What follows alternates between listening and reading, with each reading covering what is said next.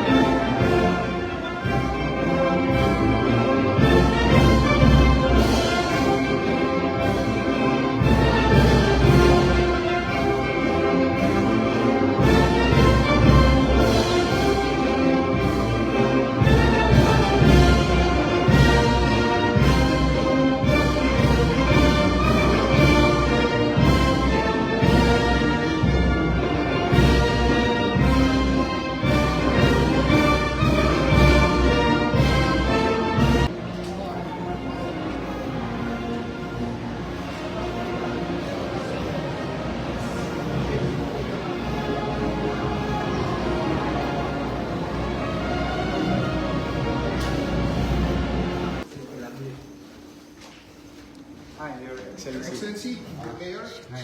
Welcome, welcome. Thank you very much for receiving me. No, thank you. I'm honored. We are honored. My pleasure. I would like you to meet our Yes, sir. Mayor. He's also a Spanish blood. Oh, really? Sakal. Long time ago. And of course, our chief of staff. Please, come in. Africa, yung delegado niya. Please. Hi, welcome. Welcome. Please come. Please. Sit.